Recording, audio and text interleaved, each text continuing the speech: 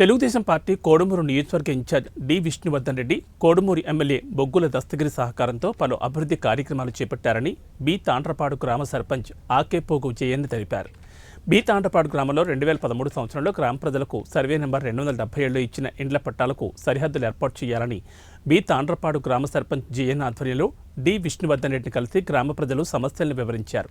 అనంతరం బి తాండ్రపాడు గ్రామ ప్రజల తరపున సర్పంచ్ జయన్ మాట్లాడుతూ 2013 సంవత్సరంలో అప్పటి కాంగ్రెస్ ప్రభుత్వం దాదాపు 1300 మంది లబ్ధిదారులకు ఇంటి పట్టాలు ఇచ్చారని, వాటికి సంబంధించిన సరిహద్దులు ఏర్పాటు చేయలేదని తెలిపారు.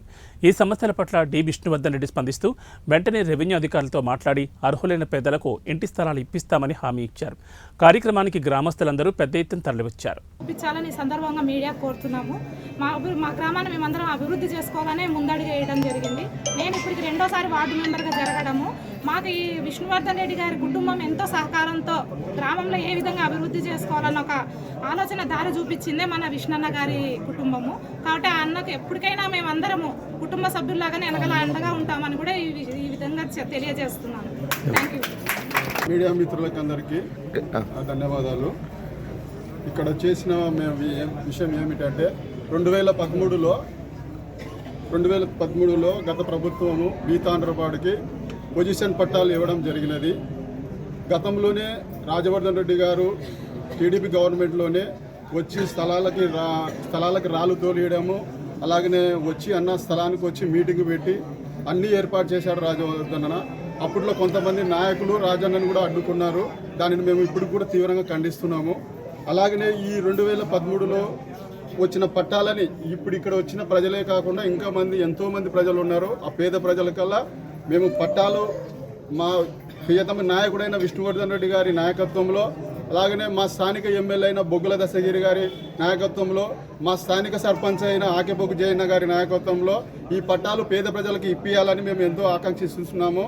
ఖచ్చితంగా మాకు విష్ణువర్ధన్ రెడ్డి గారు, ఎమ్మెల్యే గారు, సర్పంచ్ గారు మాకు హామీ ఇచ్చారు. ఈ పట్టాలని నెక్స్ట్ వీక్లోనైనా కానీ ఈ మంత్లో కానీ ప్రజలకు పట్టాలను అందజేసి ఆ స్థలాలకి రాళ్ళు పాతి స్థలాలు చూపించవలసిందిగా మేము డి విష్ణువర్ధన్ రెడ్డి గారిని, అలాగనే ఎమ్మెల్యే గారిని, అలాగనే సర్పంచ్ గారిని, మా ఎంపీ గారిని కూడా మేము అర్జీ రాసినాము. ప్రతి ఒక్కరికి అర్జీలు ఇవ్వడం జరిగినది. అర్జీలకు కూడా కలెక్టర్ గారికి ఇచ్చాము, ఎంఆర్ఓ గారికి ఇచ్చాము, అందరికి ఇచ్చాము అర్జీలోని.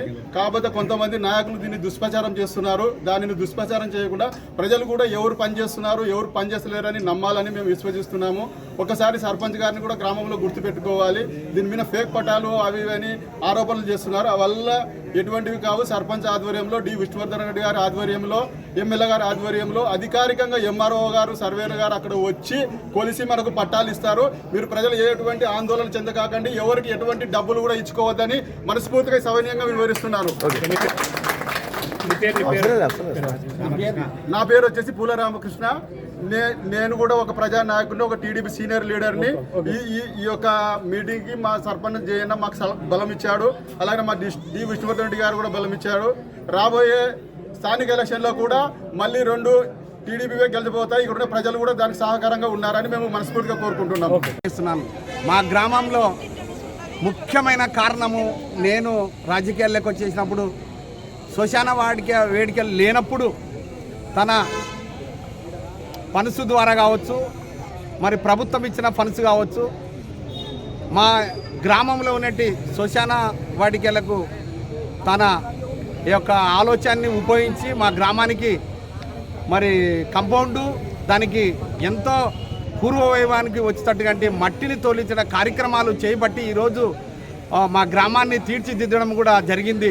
మా గ్రామానికి ఎన్నో ఉపయోగపనులు చేసిన వ్యక్తి ఈరోజు అదే నమ్మకంతో మా ప్రజలు మేము ఇక్కడ ఈరోజు వచ్చిన దానికి మాకి కూడా ఆయన పూర్తిగా స్పందించి మా గ్రామానికి చేస్తామని కూడా చెప్పినాడు. మా ప్రజలు ఒకటే గుర్తుంచుకోవాలి.